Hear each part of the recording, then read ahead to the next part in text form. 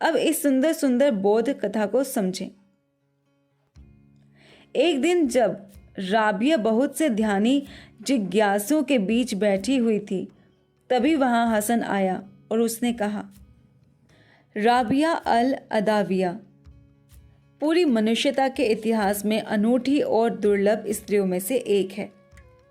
वहाँ बहुत थोड़े से नाम हैं जो उसके समकक्ष रखे जा सकते हैं, लेकिन उन थोड़े से नामों यीरा, थेरेसा और लल्ला के मध्य वह फिर भी अनूठी है।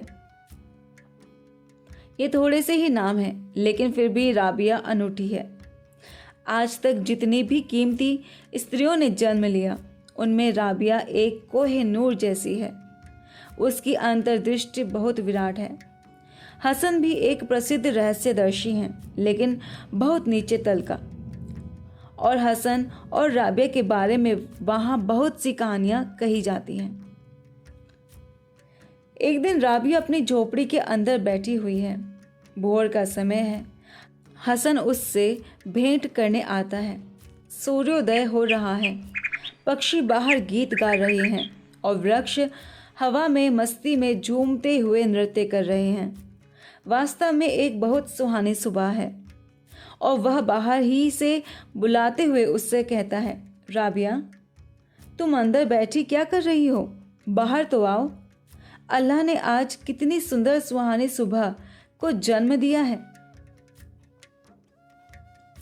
राबिया हंसती है और कहती है, हसन, बाहर तो केवल अल्लाह की सृष्टि है और यहाँ अंदर अल्लाह खुद मौजूद है। तुम्हें अंदर क्यों नहीं आ जाते? हाँ, यह ठीक है कि सुबह बहुत खुशनुमा है, लेकिन इसका उस सृजनहार से कोई भी मुकाबला नहीं जो सभी सुबहों का सृजन करता है। हाँ, पक्षी बहुत सुंदर गीत गा रहे हैं, लेकिन अल्लाह के गाए गीत से उसकी कोई तुलना ही नहीं है। यह केवल तभी घटता है जब तुम अंदर होते हो। तुम ही अंदर क्यों नहीं आ जाते हसन? अभी तक जो कुछ बाहर है, क्या वह तुम्हारे लिए अभी भी समाप्त नहीं हुआ है? उसके बिना तुम कब अंदर आने में समर्थ हो सकोगे?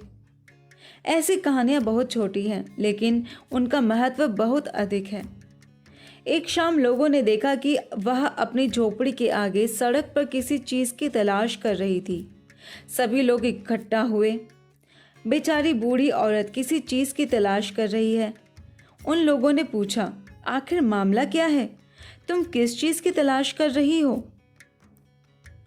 उसने कहा, मेरी सुई खो गई है।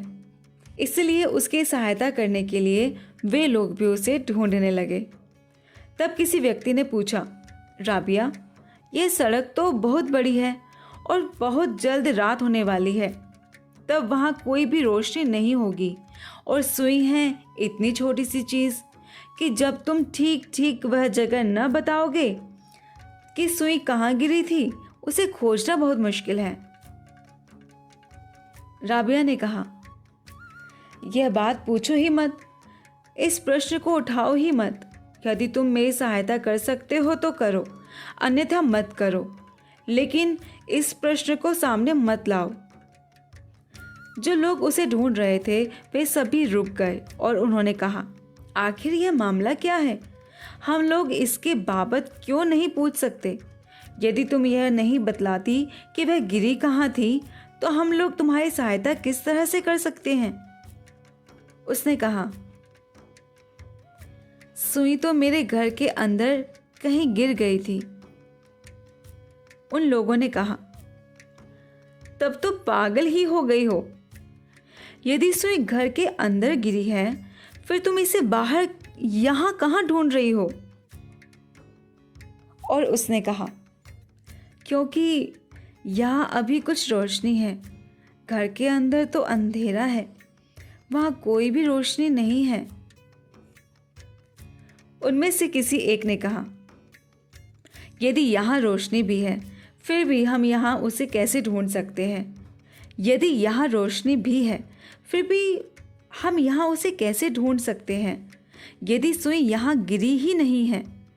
ठीक यही होगा कि रोशनी घर के अंदर ले जाई जाए, जिससे तुम वहाँ सुई ढूंढ सको। और राबिया हंस पड़ी।